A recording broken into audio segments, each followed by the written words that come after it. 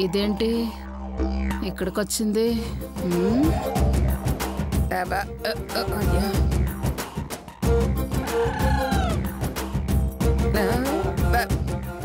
ఏంటి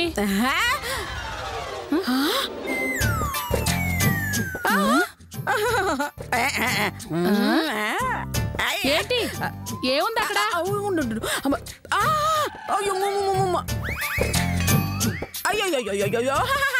ఏంటి ఏముంది అక్కడ?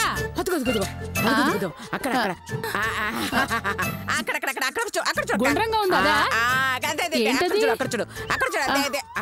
ఏంటబ్బా?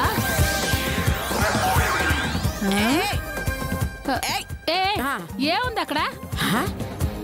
నీకేమైనా కనిపించిందక్క? లేదే. నాకు కనపడలేదక్క. మరి పైకెందుకు చూడమన్నావు? నీకేమైనా కనబడుతుందేమోనని. మైండ్ ఖరాబ్ అయి పిచ్చెక్కినట్టుంది నీకు. ఎందుకక్క తిడతావు? అదిగో భోజనం పంపిస్తాను, తిందు గాని. లోపలికెళ్ళు.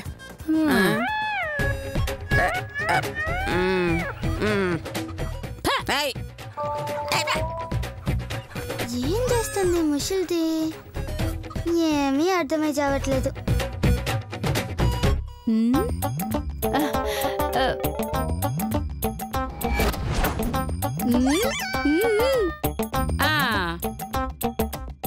ఏమండి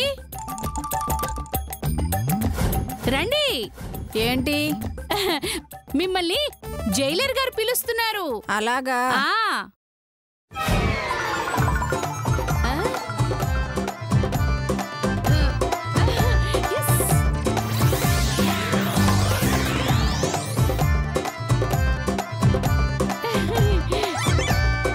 నన్ను పిలవలేదంట కదా జైలరు? అవును. మరి పిలిచిందన్నా? అంటే నన్ను పిలిచింది నిన్ను పిలవకపోతే ఫీల్ అవుతావని నేనే చెప్పాను. సరే వెళ్ళి పడుకో.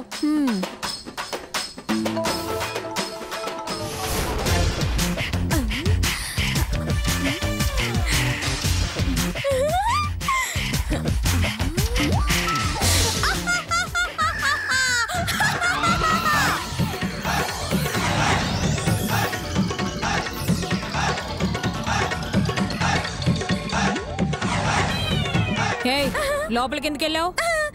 నువ్వు బయటికి ఎందుకు వెళ్ళావు? బయట దయ్యం అరుపులా వినిపించింది, అందుకే బయటకొచ్చా. ఓ అదే నవ్వు నాకు లోపల వినిపించింది, అందుకే వెళ్ళాను. మరి లోపల ఏమైనా కనిపించిందా అమ్మా? దయ్యం బయటికి వెళ్తే లోపల ఏం కనిపిస్తుంది? దయ్యం బయటికి వెళ్ళిందా? అందరి దగ్గర విసనకర్రలు కొట్టేశాం. ఇంకాసేపట్లో గాలి సరిపోక బయటకు వస్తారు. అప్పుడు బిజినెస్ స్టార్ట్ చేద్దాం. మీరిద్దరు రెడీయా? నానమ్మగారండి, ఈ విసనకర్రలు ఎందుకండి? అమ్మా, ఇవన్నీ జాగ్రత్తగా నీ దగ్గర పెట్టుకో. నేను పిలిచినప్పుడు తీసుకొనిరా, సరేనా? అలాగేనండి. నువ్వు ఇంకేమన్నా చెప్పాలా? ఇంకేమన్నా అబద్ధం చెప్పాలనుకుంటే చెప్పేయి.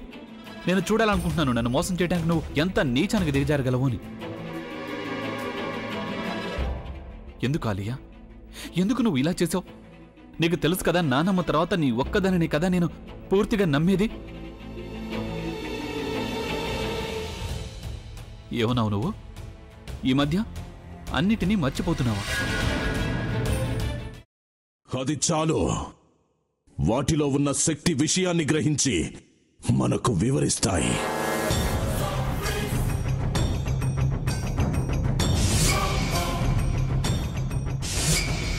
ఎవరు ఆ దండ విప్పొద్దు, గది తలుపులు తెరవద్దు.